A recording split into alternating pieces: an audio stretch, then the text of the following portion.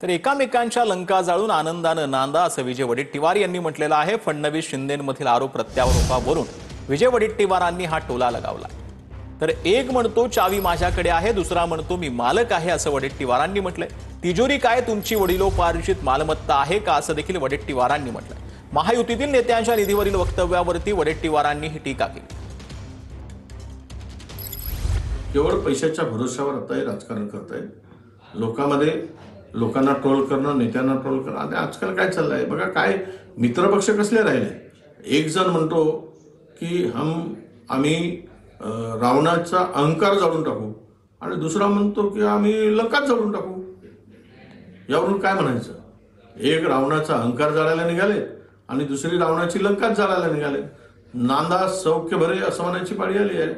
आनंदानं नांदा, पण एकमेकाला लंका जाळून नांदा। आम्ही बघू, माझ्याकडे चावी आहे, दुसरा म्हणतो मी मालक आहे। एक सांगतात तिजोरीला चावी आहे आणि दुसरा सांगतो की तिजोरीचा मालक मी आहे, आमच्याकडे मालक आहे। अरे तुम्ही तिजोरी काय बळकवायसाठी बसला? तिजोरीचे तुम्ही मालक झालात? तिजोरी काय तुमच्या बापजाद्यांची प्रॉपर्टी आहे? याचा अर्थ असा होतो की जनतेला मतासाठी, मत मिळवण्यासाठी जनतेचा वापर करायचा आणि मालक बनायचा। तुम्ही सेवक आहात हे लक्षात घेतलं पाहिजे। तर मुंबईकरांनो, वेळी सावध व्हा, आदित्य ठाकरेंनी एक्सवरती पोस्ट केलेली आहे। मुंबई अदानी समूहाच्या ताब्यात देण्याचा प्रयत्न होतोय असं देखील आदित्य ठाकरेंनी म्हटलंय। पुनर्वसनाच्या नावाखाली मुंबई अदानीला भेट देण्याचा प्रयत्न होत असल्याचं आदित्य ठाकरेंनी म्हटलेलं आहे।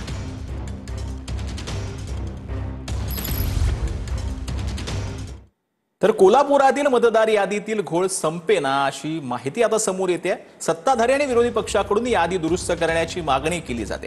कोल्हापूर शहरामध्ये 19,000 मतदारांचा पत्ता सापडत नाहीये। निवडणूक पुढे गेली तरी चालेल, पण मतदार यादी दुरुस्त करावी। काँग्रेसचे आमदार सतेज पाटील यांनी ही मागणी केलेली आहे। जिंकायच्या अशा जिंकायच्या तर लोकशाहीचा खून नाही, मतदारांचा अपमान नाही। आणि जर अशा पद्धतीने निवडणुका जिंकाय असतील, लोकशाहीचा खून करा असेल, मतदारांचा अपमान करा असेल, हा मतदार त्या कोपऱ्यात, त्या कोपऱ्यातला मतदार त्या कोपऱ्यात, म्हणजे एकंदरीत ठरवून कशा निवडणुका जिंकायच्या हे कधी सिस्टीम ह्या लोकांना कळल्यामुळं हा सगळा गोंधळ झालेला आहे। अशा पद्धतीने तुम्हाला निवडणुका घ्या असतील तर निवडणुका घेऊ नका। आणि जोपर्यंत मतदार याद्या, प्रारूप मतदार याद्या जोपर्यंत व्यवस्थित होत नाहीत, पारदर्शक होत नाहीत, तोपर्यंत निवडणुका घेऊ नका, रद्द करा अशी आमची मागणी आहे। योग्य याद्या लोकांच्यापर्यंत पोचवायची जबाबदारी आता ते म्हणतात राजकीय पक्षानं बघा, म्हणजे आम्ही बघायचं। मग तुम्ही कशासाठी पैसे घेता? निवडणूक आयोग राज्याकडनं पैसे घेता ना, निवडणुकाचं नियोजन करण्यासाठी तुम्ही पैसे घेता। तुम्हाला गव्हर्नमेंट पैसे देतं हे सगळी यंत्रणा राबवण्यासाठी, मानधन मिळतं तुम्हाला। मग तुमची जबाबदारी काय आहे का नाही? त्यामुळे निवडणूक आयोगानं भलेही थोडा वेळ लागला तरी चालेल। अनायशी सुप्रीम कोर्टात आता केस चालू आहे, त्यामुळे थोडा वेळ लागला तरी मुदतवाढ द्यावी अशी आमची अपेक्षा, आणि या याद्या व्यवस्थित करून त्यांनी द्याव्यात अशी आमची अपेक्षा। परवा दिवशी 250 लोकांची आमची टीम तयार केलेली आहे। आमचे सगळे पदाधिकारी आहेत, आमचे सगळे इच्छुक उमेदवार आहेत, आणि या सगळ्यांना प्रारूप मतदार याद्या दिलेल्या आहेत। आणि प्रत्येक प्रभागामध्ये, प्रत्येक घरामध्ये जाऊन हे रेक्टिफिकेशन करा, माहिती घ्या, दुबार मतदान आहे का, मयत आहे का, स्थलांतरित आहे का, त्याचे असणारे फॉर्म्स, त्याचे वेगवेगळे असणाऱ्या सगळ्या माहिती, हे सगळं आम्ही आमच्या कार्यकर्त्यांना दिलेलं आहे। सगळंच महापालिका करेल किंवा सगळंच शासन करेल असं नाही, पक्षांची सुद्धा जबाबदारी आहे। म्हणून आम्ही ही जबाबदारी आता उचलली आणि आमचे सगळे कार्यकर्ते यामध्ये काम करतायत।